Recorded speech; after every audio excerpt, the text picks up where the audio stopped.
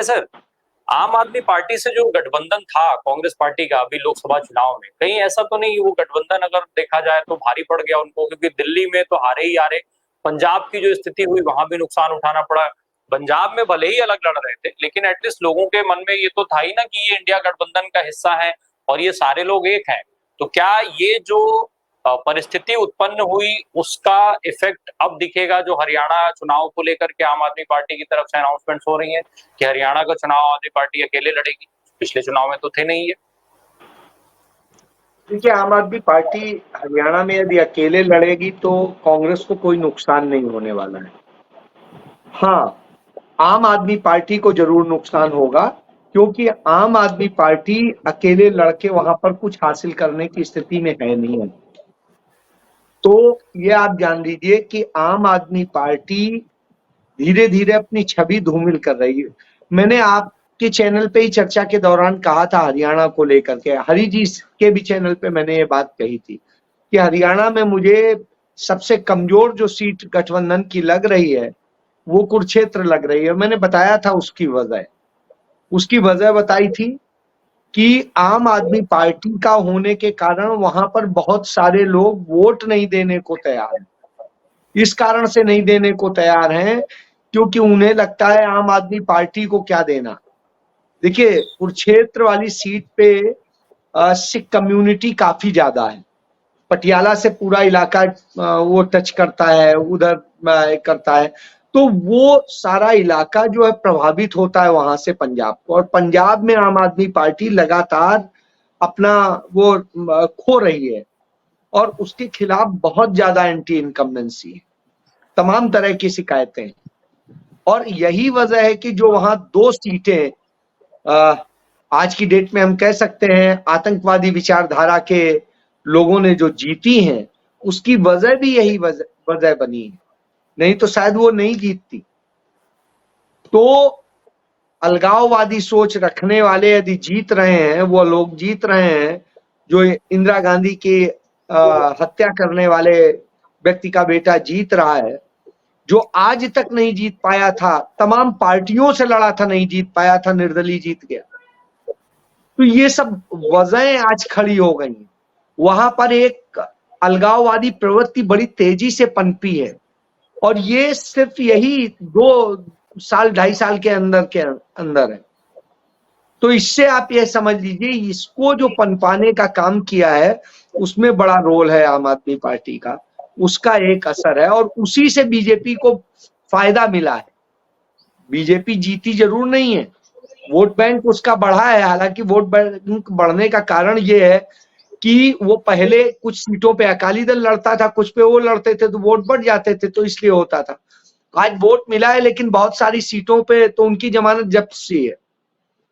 तो ऐसी स्थिति में आप ये मान के चलिए कि जो हालात हैं वो निश्चित रूप से खतरनाक है, उसका असर है।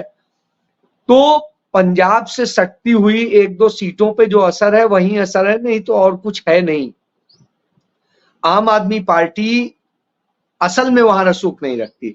चंडीगढ़ की सीट जरूर जीतने में आम आदमी पार्टी का बड़ा योगदान है और यहां पर क्योंकि यहां पर जब टिकट मनीष तिवारी को दिया गया तो कांग्रेस पार्टी के ही जो राष्ट्रीय कोषाध्यक्ष रह चुके थे, पूर्व केंद्रीय रेल मंत्री थे, वो पवन कुमार बंसल अपने घर में बैठ गए और अपने कार्यकर्ताओं से, पदाधिकारियों से, जो लोग कहते थे, पूर्व प्रदेश अध्यक्ष को, महिला की अध्यक्ष को और सबको उन्होंने बीजेपी ज्वाइन करा दी। इसी तरीके से तमाम सारे और लोगों को बिल्कुल वो कर दिया, पूर्व मेयर और उनके 7 लोगों को कर दिया। तो इस कारण से यहाँ कांग्रेस अलग थलग पड़ गई थी। कांग्रेस का छोटा सा धड़ा सिर्फ मनीष के साथ था, बाकी आम आदमी पार्टी ने जितवाया।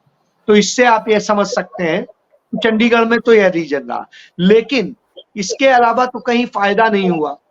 दिल्ली में देख लीजिए, दिल्ली में जो कांग्रेस को वोट नहीं मिला, कांग्रेस का ही वोट नहीं मिला कई जगह, उसकी वजह सिर्फ ये है कि आम आदमी पार्टी लड़ रही थी।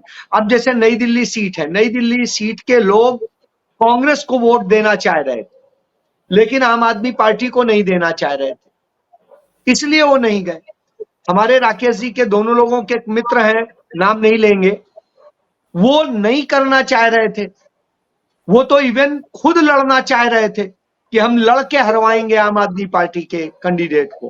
बहरहाल हमारे समझाने पर वो माने, लेकिन उसके बावजूद वो घर में बैठ गए, तो उन्होंने फायदा नहीं दिया। न वो उसको थे, ना यदि कांग्रेस का होता तो शायद उतना उनका फायदा मिल जाता। इसी तरीके से कुछ और सीटों पे भी है। संदीप दीक्षित कह रहे थे, यदि संदीप दीक्षित को होता तो शायद इस बार अच्छी स्थिति में निकाला जा सकता था। तो ऐसी कुछ चीजें हैं, जो बहुत सारी चीजें खड़ी हैं और उनका वो है। तो कांग्रेस को उसका नुकसान हुआ है एक चंडीगढ़ सीट को छोड़ के। चंडीगढ़ में इसलिए क्योंकि जो आम आदमी पार्टी में आज जितने हैं 100 के 100% कांग्रेस के लोग हैं, उसमें कोई बीजेपी का नहीं।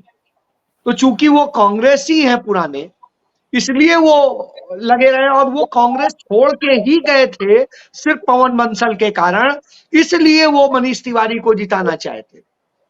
तो इससे आप यह समझ लीजिए कि उन्होंने कोई आम आदमी पार्टी या उसके कारण से काम नहीं किया। उन्होंने इसलिए काम किया कि हम तो जीत नहीं सकते, पवन बंसल को नहीं आना चाहिए, बीजेपी को नहीं आना चाहिए, तो मनीष तिवारी को आना चाहिए। यह वजह थी। पंजाब में उनका गठबंधन नहीं था। आप देखिए, ये गुजरात की बात करेंगे तो गुजरात में कहीं कोई लाभ नहीं हुआ। तो ये चीज सामने है। एक आप कह सकते हैं कि गोवा में भी कोई लाभ नहीं हुआ है। एक सीट कांग्रेस जीतती है, वैसे भी एक सीट पे उस पर जीतती पहले ही नजर आ रही थी। तो इसलिए कोई फायदे का सौदा कहीं नहीं दिखाई दिया है, जिसे कह सकते हैं। हाँ, इतना जरूर है कि चलिए एक मैसेज बड़ा था और ये मैसेज जरूरी था इस वक्त, तो इसलिए। लेकिन मैं फिर भी कहता हूं कि यदि एक साथ रह सके तो रहना चाहिए, और जो कमियां आम आदमी पार्टी में है, जो इस घमंड के साथ में वो पंजाब में काम कर रहे हैं, उससे बचना चाहिए। एक ही जगह सच पूरी सत्ता है और वहां इतने घमंड में है, इतने तरह से हर चीज का दुरुपयोग कर रहे हैं। मैं समझता हूं नरेंद्र मोदी सत्ता का इतना दुरुपयोग नहीं करते होंगे जितना आम आदमी पार्टी पंजाब में कर रही। आइए देखिए आके, मैं तो रोज देखता हूं। तो इनसे ज्यादा यहाँ भ्रष्टाचार नहीं है, इनसे ज्यादा दूसरी और समस्याएं नहीं है। तो हर तरह से बेहाल है। खुद अब आम आदमी पार्टी के एमएलए खुल के बोलने लगे, तो यह दशा है। तो इससे आप ये समझिए कि ये लाभ का सौदा नहीं है। कांग्रेस को एक तो खुद का अपना संगठन मजबूत करना चाहिए, दूसरा उन चीजों पे आना चाहिए जो मुद्दे हैं और उनको लेकर के अपने सहयोगी दलों के साथ। अब जैसे सपा के साथ में बहुत अच्छा गठबंधन हुआ है, यह गठबंधन बरकरार रहना चाहिए, इसे मजबूत करना चाहिए और दोनों अंतर विरोध नहीं आने देना चाहिए, जो कोशिश अब भाजपा कर रही है और करेगी। तो इस पे एक चीज फोकस करनी चाहिए। और मुझे लगता है कि जब प्रियंका गांधी शायद आ जाएंगी यूपी में पूरी तरह, तो हो सकता है कि कुछ और फायदे मिले, क्योंकि प्रियंका गांधी का अपना सबके साथ में बहुत अच्छा वो भी है। तो देखना होगा कि कैसे करके। अजय सर, कांग्रेस ऑर्गेनाइजेशन के लिहाज से अगर बात करें तो जैसा भी विवेक सर कह रहे थे, एक अच्छी शुरुआत है। लेकिन ये जो शुरुआत की है कांग्रेस पार्टी ने, जो हम तमाम सारे जो लोग छोड़ करके गए, उसका फायदा कांग्रेस को सीधे तौर पर मिला भी। तो क्या ये सही समय है कि कांग्रेस में जो अभी और ऐसे लोग रह गए हैं जिनको स्लीपर सेल और क्या क्या कहा जाता था, कांग्रेस उनकी छंटनी करे? और दूसरा एक चीज और मैं समझना चाहूंगा, जिस तरीके से अभी कांग्रेस ने शुरुआत की है धन्यवाद यात्रा को लेकर के, इसका क्या कुछ इम्पैक्ट होगा? देखिए, मैं समझता हूं कि ये एक अच्छा है, धन्यवाद तो होना ही चाहिए। आपको जिन मतदाताओं ने जिताया, ये थोड़ी नहीं आप जीत के गए और चले गए। ये पुरानी परंपरा है, आज की परंपरा नहीं है। और ये कांग्रेस की परंपरा होती थी। श्रीमती इंदिरा गांधी के कार्यकाल को देख लीजिए, राजीव जी के देख लीजिए। और मैं तो एक और चीज से मैं वो हूं, मेरा मानना है कि जैसे अब राहुल जी जीते हैं तो राहुल जी को करना ये चाहिए कि सिर्फ अजय मंच से। सर, जी, एक मिनट आपको रुकना चाहता हूँ। हरिशंकर सर, आपका नेटवर्क ठीक हो गया है? आपको आवाज मिल रही है क्या हरिशंकर सर? मुझे लगता है शायद हरिशंकर सर का नेटवर्क प्रॉब्लम हो जा रहा है। जी अजय सर बोले, आप अपनी बात पूरी करें। जी मैं ये कह रहा हूं कि हमने देखा है कि राजीव जी लोगों के बीच में जाते थे, वैसे जाते थे, तो एक और चीज करनी पड़ेगी। वहां के जो स्थानीय हैं, जैसे ब्लॉक लेवल के हैं और जो बूथ लेवल के लोग हैं, उनसे भी मिलना पड़ेगा। ये नहीं है आप आए मंच पे बैठे और वहां से भाषण दिया, वहां पे मंच पे कुछ लोगों से मिल लिया और चले गए, कुछ विधायकों से मिल लिए, कुछ पूर्व विधायकों से मिल लिए, कुछ पदाधिकारियों से मिल लिए, ऐसे नहीं चलेगा। आपको जाना पड़ेगा, आपको उनसे भी मिलना पड़ेगा। वही सबसे ज्यादा जान लगाते हैं, वही आपके लिए माहौल बनाते हैं। तो निश्चित रूप से इसकी एक परंपरा शुरू करनी पड़ेगी, क्योंकि राहुल गांधी ने भारत जोड़ो यात्रा, भारत जोड़ो न्याय यात्रा करके जनता के बीच जाने की शुरुआत की थी। तो उन्हें अपने मतदाताओं के पास भी जाना चाहिए। उनको एक पूरा दिन 24 घंटे लगाना चाहिए कि हाँ आज हम रायबरेली में ही लगाएंगे और आज हम पूरा 24 घंटे अमेठी में ही लगाएंगे, और वहां के अपने ब्लॉक के जो और दूसरे और जो संगठन है, उनके तमाम सारे फ्रंटल ऑर्गेनाइजेशन है, उन सब से मिले, उनके लोगों से मिले, उनके कार्यकर्ताओं से मिले, 1000, 2000, 3000, 4000 लोगों से मिले। तो जब ये शुरू करेंगे ना, तो एक सीधा संवाद होगा, वो शुरू करने की जरूरत है। यह नहीं है आप जब इतना मिल कर सकते हैं तो आप एक दिन लगाइए कि हाँ 10 घंटे 15 घंटे में सब निपट जाएगा। आप सीधी सी बात है कि आप एक जगह आपने एक ब्लॉक में रख लिया, एक दूसरे ब्लॉक में रख दिया, कितने ब्लॉक होते हैं एक जिले में? 8-10 ब्लॉक से ज्यादा तो नहीं होते हैं। आप वहां रख लीजिए, हर ब्लॉक स्तर पे आपके जो सक्रिय लोग हैं वो आ जाएंगे, उनसे सबसे आप मिलेंगे, उनको एक प्यार देंगे, सम्मान देंगे, उनके साथ में 2 मिनट चर्चा करेंगे, निकल लेंगे दूसरी जगह, आप सब हो जाएगा।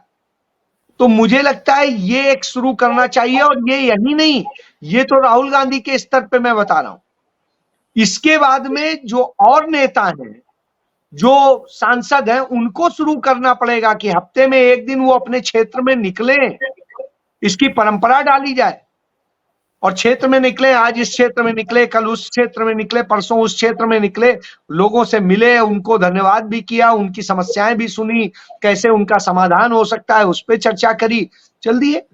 रोज का एक कार्यक्रम रहे।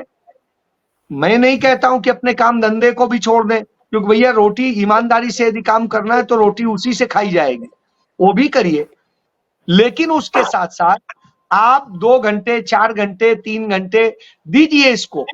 ये यदि करने की परंपरा डाल दी तो कांग्रेस पार्टी अपने आप अप कर जाएगी, कोई और आगे पीछे दिखाई नहीं देगा।